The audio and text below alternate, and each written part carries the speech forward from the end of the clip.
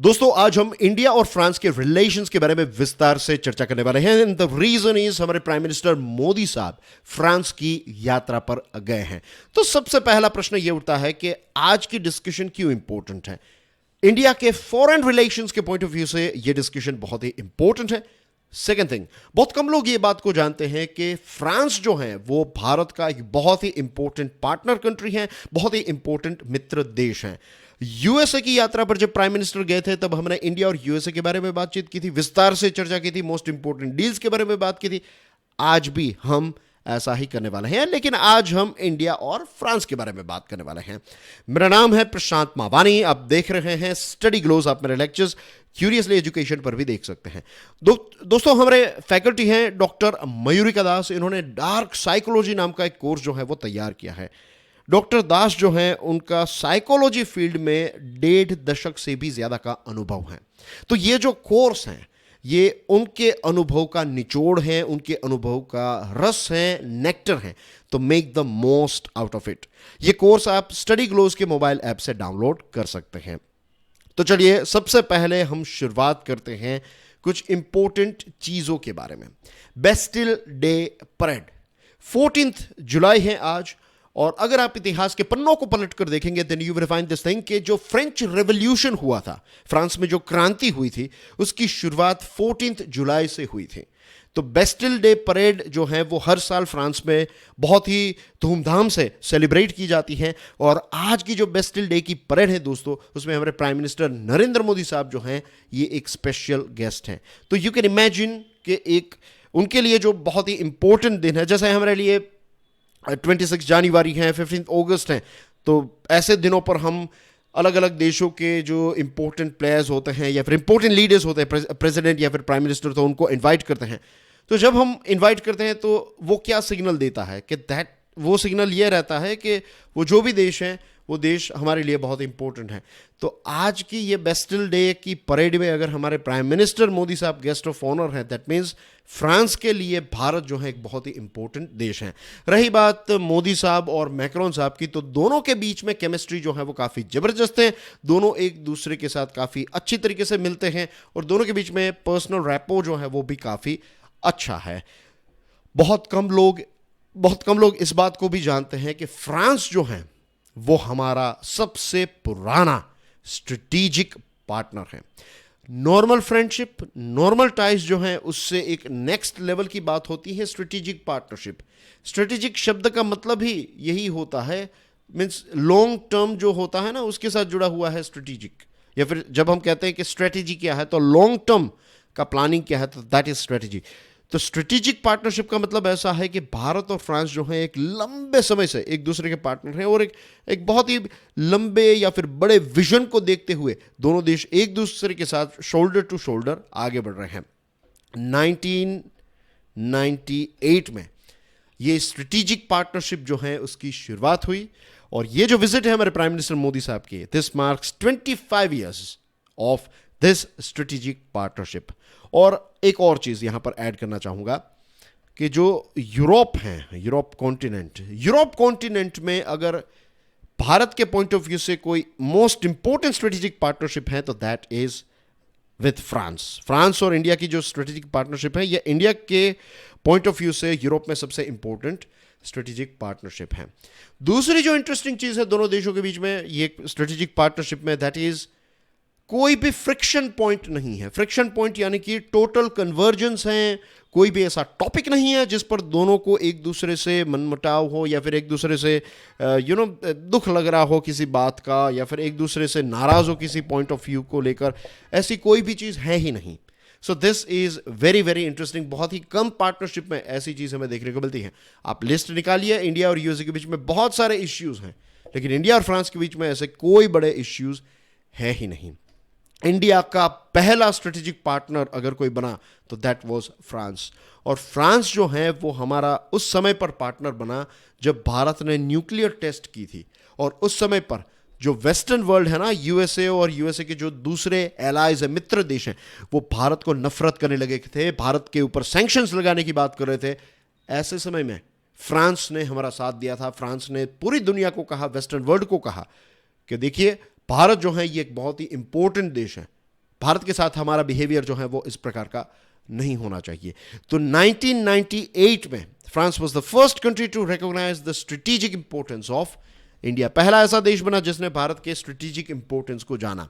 एक former ambassador हैं to Russia, DB Venkatesh Varma sahab, ये कहते हैं कि दोनों देशों के बीच में अगर आप देखेंगे तो मीन्स दोनों देशों की जो पार्टनरशिप है या फिर इंडिया और फ्रांस जो है, ये दोनों एक दूसरे की मिरर इमेजेस हैं, राइट।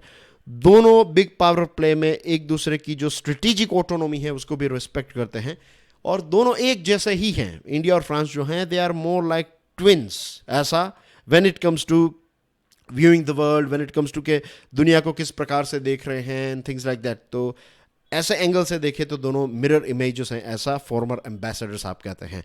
2006 की बात है जब प्रेसिडेंट जैक्स शिराक जो हैं वो इंडिया की विजिट पर आए थे 2006 में, और उस समय पर उन्होंने भारत से क्लियरली एक मैसेज जो है वो यूएसए को दिया था, राइट। ये फ्रांस के प्रेसिडेंट हैं और ये यूएसए के फॉर्मर प्रेसिडेंट हैं George W Bush.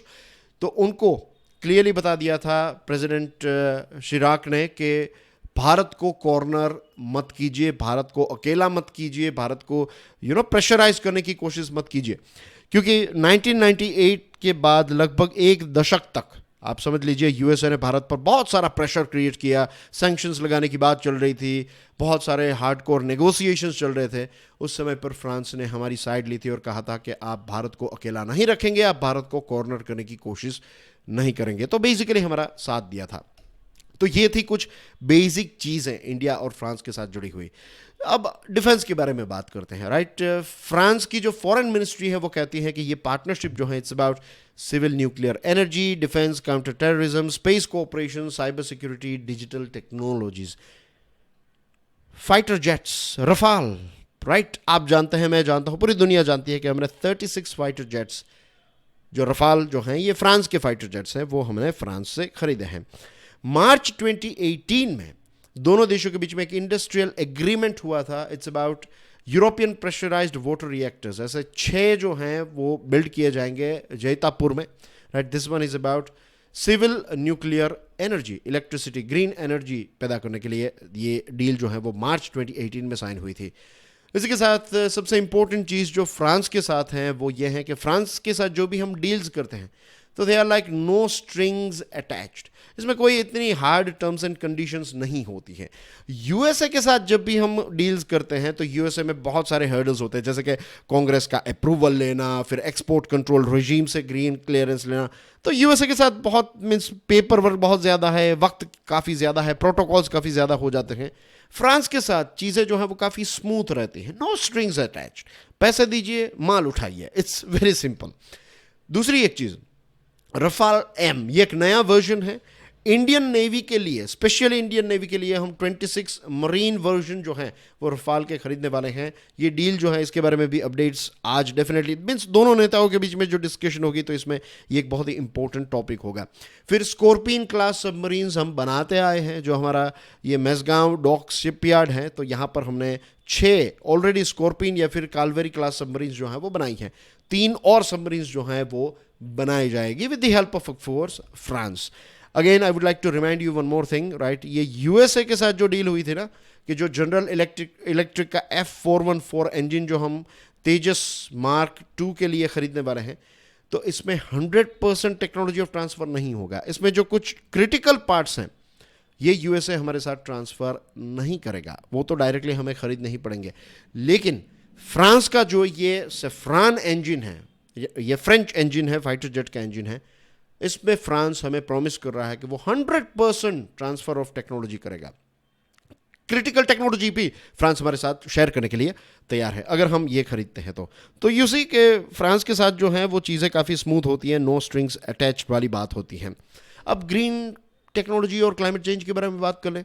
International solar alliance, उस समय के जो प्रेसिडेंट थे ओलांदे साहब और प्राइम मिनिस्टर मोदी साहब ने इसको जॉइंटली लॉन्च किया था। आई एम श्योर आपको इसके बारे में काफ़ी सारी चीज़ें पता होगी। 2015 में इसको लॉन्च किया गया था, तो ये एक बहुत ही पुरानी चीज़ है, राइट। इसका चलिए एक क्वेश्चन पूछता हूँ आपको, बताइए जो इंटरनेशनल सोलर अलायंस है इसका हेड क्वार्टर जो है वो किस शहर में है, किस सिटी में है? कमेंट सेक्शन में बताइएगा इसका answer, right. I will wait for your answer. Okay, फरवरी 2022 में दोनों देशों ने साइन किया है road map on the blue economy and ocean governance. अक्टूबर 2022 में दोनों ने साइन किया है road map on green hydrogen. अब इसका लक्ष्य क्या है? To bring the French and Indian hydrogen ecosystems together. दोनों की इकोसिस्टम्स मिलकर काम करेगी, हाइड्रोजन की इकोसिस्टम ऑफ कोर्स, और ग्लोबल सप्लाई चेन को बूस्ट करेंगे। जो हाइड्रोजन है, ग्रीन हाइड्रोजन को पूरी दुनिया में सप्लाई करने का काम, या फिर पूरी दुनिया की जो सप्लाई चेन है उसको ग्रीन बनाने का काम जो है ये दोनों देश मिलकर करेंगे। तो ये भी एक ग्रीन टेक्नोलॉजी और ग्रीन फ्यूचर के पॉइंट ऑफ व्यू से देखा जाए तो एक बहुत ही इंपॉर्टेंट रोल दोनों देश प्ले करने वाले हैं। Okay, now let's talk about digital technology. 6G, artificial intelligence, quantum computing, ये सारी चीज़ों में मिलकर एक दूसरे के साथ कोऑपरेट करने वाले हैं। वन मोर इंटरेस्टिंग थिंग, एक MOU साइन हुआ है लास्ट मंथ NPCI और फ्रांस की एक कंपनी है लायरा, इन दोनों के बीच में। और पता है दोनों क्या करने वाले हैं? यूरोप जो है इसमें UPI और रुपे पेमेंट आने वाले समय में स्टार्ट होगा because of this MOU। So you can imagine के ये हमारा UPI कितना स्प्रेड होता जा रहा है, रुपए जो हैं वो भी स्प्रेड इंटरनेशनल होता जा रहा है, और इसी के साथ साथ हम अलग अलग देशों के साथ पार्टनरशिप करके डिजिटल प्लेटफॉर्म को मींस एक नए लेवल पर ले जा रहे हैं। So this is good for both countries. अब बात करते हैं स्ट्रेटेजिक ऑटोनॉमी के बारे में। What is strategic autonomy? इसका मतलब बहुत ही सिंपल है कि जब हम दूसरे देशों के साथ रिलेशन रखते हैं तो हम इंडिपेंडेंट, ऑटोनॉमी का मतलब होता है स्वतंत्रता, कि अगर यूएसए के साथ मित्रता है तो इसका मतलब ये नहीं है कि हम रशिया के साथ अपने रिलेशंस को तोड़ देंगे। तो दोनों देश जो हैं वो एक दूसरे की स्ट्रेटेजिक ऑटोनॉमी को रिस्पेक्ट करने वाले देश हैं, एक दूसरे में दखलंदाजी नहीं करते। दोनों जो है ये एक मल्टीपोलर वर्ल्ड देख रहे हैं। ऐसा नहीं कि दुनिया में सिर्फ दो ही इंपॉर्टेंट कंट्री हो, यूएसए और चाइना, राइट? ये दोनों ही दो पोल्स बन जाए, नहीं, मल्टीपोलर। तो यूएसए भी पावरफुल रहेगा, चाइना भी रहेगा, एक तरफ इंडिया भी पावरफुल रहेगा, दूसरी तरफ यूरोप भी पावरफुल रहेगा। बहुत सारे ऐसे पावर के सेंटर्स होंगे, कोई एक या फिर कोई दो देश जो है वो पावरफुल नहीं होंगे। तो ये जो मल्टीपोलर वर्ल्ड इंडिया और फ्रांस देख रहे हैं तो उसमें यूएसए के लिए भी एक जगह है। फ्रांस के जो प्रेसिडेंट है इमैनुअल मैक्रोन साहब, वो चाइना की विजिट पर गए थे, और चाइना की विजिट पर जब गए थे तब उन्होंने स्ट्रेटेजिक ऑटोनॉमी के बारे में बात बताई। उन्होंने ये कहा कि अमेरिका और चाइना के बीच में जो भी इश्यू चल रहा है, यूरोप को इसमें फंसना नहीं चाहिए, यूरोप को अपनी स्ट्रेटेजिक ऑटोनॉमी को मेंटेन करना चाहिए। इसी के साथ साथ फ्रांस के जो प्रेसिडेंट है इमैनुअल मैक्रोन साहब, वो यूरोप को as a third super power के तौर पर देखना चाहते हैं, और फ्रांस जो है वो इसमें लीड करेगा। ये यूरोप का एक सपना है, या फिर एक फ्रांस का सपना है, आप कह सकते हैं। तो स्ट्रेटेजिक ऑटोनॉमी को काफ़ी ज़्यादा इंपॉर्टेंस देते हैं। रशिया यूक्रेन के बीच में जो युद्ध चल रहा है, अगर आप करंट अफेयर्स पहले से पढ़ते आए हैं तो आपको याद होगा कि ये युद्ध स्टार्ट हुआ उसके 1-2 हफ्ते पहले ही मैक्रोन साहब जो हैं वो यूक्रेन भी गए थे और रशिया भी गए थे। तो अगर इस युद्ध को ख़त्म करना है, बंद करना है, तो फ्रांस एक बहुत ही इंपॉर्टेंट रोल प्ले कर सकता है, और ये बात भारत जानता है, और फ्रांस भी ये बात जानता है कि भारत भी एक बहुत इंपॉर्टेंट प्लेयर है। भारत भी अगर कुछ रशिया को कहेगा तो रशिया सुनेगा। तो दोनों जो हैं वो इस युद्ध को ख़त्म करने के लिए, इस युद्ध को विराम देने के लिए, स्टॉप करने के लिए बेसिकली एक इंपॉर्टेंट रोल जो है वो मिलकर प्ले कर सकते हैं। और G20 की जो समिट होगी ये भारत में होने वाली है, because Bharat is the president of G20। ये करंट G20 जो ये साल चल रहा है तो इसमें हम प्रेसिडेंट हैं। तो सितंबर 23 में जो समिट होगी तो इसमें फ्रांस का सपोर्ट जो है एक बहुत ही इंपॉर्टेंट रोल प्ले करेगा when it comes to consensus on Ukraine and many other things. Indo Pacific region की बात करें तो फ्रांस अकेला ऐसा यूरोपियन यूनियन का देश है जिसकी टेरिटरीज आपको इंडियन ओशन और पैसिफिक ओशन में देखने को मिलेगी।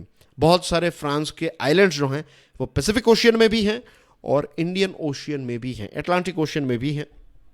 तो इंडो पैसिफिक में भी हमारा एक बहुत ही इंपॉर्टेंट पार्टनर बना है ये फ्रांस, और फ्रांस जो है वो क्वाड के इम्पोर्टेंस को भी जानता है, और फ्रांस और चाइना के बीच में रिलेशनशिप जो है ट्रेड और कॉमर्स के वो काफ़ी स्ट्रॉन्ग है। तो हम कभी भी ऐसा एक्सपेक्ट नहीं कर सकते कि फ्रांस जो है वो चाइना के साथ रिलेशन तोड़ देगा, राइट? अगेन स्ट्रेटेजिक ऑटोनॉमी है तो हम ऐसा प्रेशराइज भी नहीं करेंगे, but we have to understand कि उनकी जो रिलेशनशिप है वो उनके लेवल पर है, हमारा जो चाइना के साथ रिलेशन है वो एक अलग लेवल पर है। तो दोनों को एक दूसरे के ये यूनिक मीन्स ये यूनिक एंगल जो बन रहा है, तो इसको रिस्पेक्ट करना पड़ेगा। हम प्रेशराइज जो है वो एक दूसरे को नहीं कर सकते। और दोनों के बीच में एक ट्रेडिशन रही है कि एक दूसरे के इंटरनल इश्यूज में हम कभी भी दखल अंदाजी नहीं करते। फॉर एग्जांपल फ्रांस में जो प्रोटेस्ट चल रहे हैं तो उसमें हम कुछ नहीं बोलेंगे, मणिपुर का जो इश्यू है उस पर फ्रांस कुछ नहीं कहेगा। तो ये एक रिस्पेक्ट जो है वो दोनों देशों के बीच में काफ़ी अच्छा है। सो आई होप आज के इस डिस्कशन से आपको इंडिया और फ्रांस के रिलेशंस के बारे में जो मोस्ट इंपॉर्टेंट चीज़ें हैं वो पता चल गई होगी, सारे कॉन्सेप्ट्स क्लियर हो गए होंगे। दिस इज प्रशांत मावानी, आप मेरे लेक्चर्स ये 2 यूट्यूब चैनल्स पर देख सकते हैं। और दोस्तों, ये जो डार्क साइकोलॉजी कोर्स है इस पर डिस्काउंट भी चल रहा है। Use this code DARK40, make the most out of it. आप इसे स्टडी ग्लोज के मोबाइल ऐप से डाउनलोड कर सकते हैं। I will see you soon with some more interesting topics. Till then, enjoy your studies. God bless you all. जय हिंद।